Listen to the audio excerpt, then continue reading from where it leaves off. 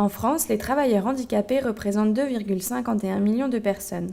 Pour favoriser leur emploi, la loi française fixe à tout établissement privé ou public de plus de 20 salariés une obligation d'emploi de travailleurs ayant une RQTH, une reconnaissance de la qualité de travailleur handicapé à hauteur minimale de 6% de leur effectif. Des organismes de contrôle sont mandatés pour vérifier le respect de cette obligation. Si l'entreprise n'atteint pas ces 6%, elle devra verser une contribution volontaire proportionnelle à la différence entre le taux d'emploi réel et la barre des 6%. Les entreprises qui n'atteignent pas leur quota versent ce qu'on appelle une contribution volontaire qui sera d'autant plus importante que l'écart entre le taux d'emploi réel et l'objectif minimum de 6% est atteint ou non.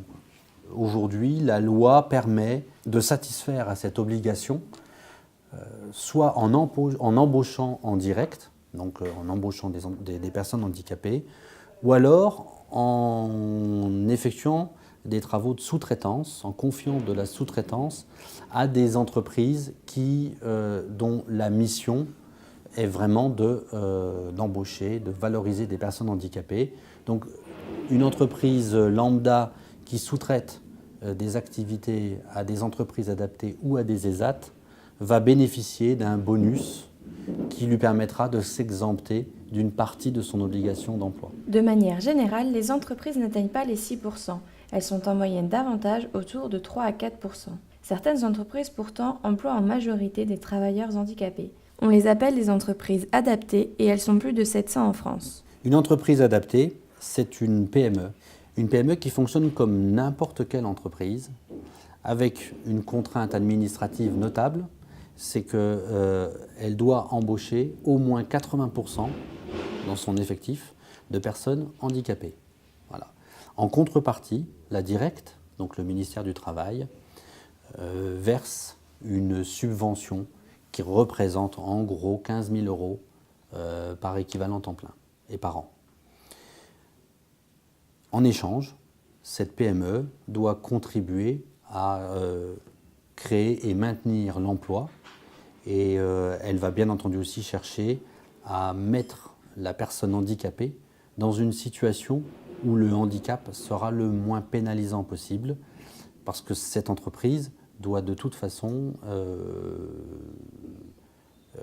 être dynamique et compétitive. La subvention qu'elle perçoit, ne représentant que 20 à 25% de ses subsides, eh bien, elle doit aller chercher le reste sous forme de chiffre d'affaires.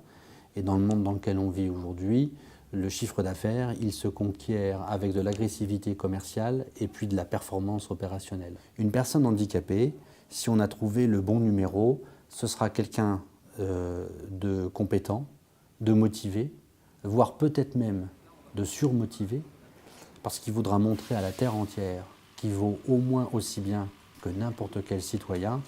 Donc une chose est certaine, c'est que qu'est-ce que le chef d'entreprise aura à gagner en employant une personne handicapée?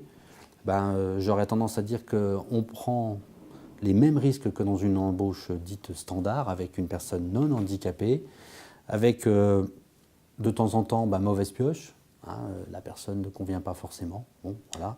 Par contre, quand c'est bonne pioche, je peux vous dire que là, il y a un effet démultiplicateur parce qu'on a généralement effectivement des gens excessivement motivés et qui ont besoin de compenser, de valoriser leur image et qui sont capables de produire un surinvestissement tout à fait exceptionnel. Pour créer une entreprise adaptée, il faut déposer un projet à la Direction régionale des entreprises de la concurrence, de la consommation, du travail et de l'emploi, la Directe. En 2016, en Bourgogne-Franche-Comté, 2 entreprises adaptées sont sur le point de voir le jour. Handicap et le statut de salarié peuvent cohabiter. Il y a quand même une majorité de personnes handicapées de toute façon qui sont au travail. Ce que l'on peut simplement peut-être regretter, c'est que trop de chefs d'entreprise ou trop de bureaux de recrutement ferment la porte à des personnes qui pourraient être très compétitives si on leur donnait leur chance. Le handicap n'est pas un frein à cet épanouissement au travail de toute façon. Une réaction? Un témoignage? Commentez ce reportage sur dijonsanté.fr.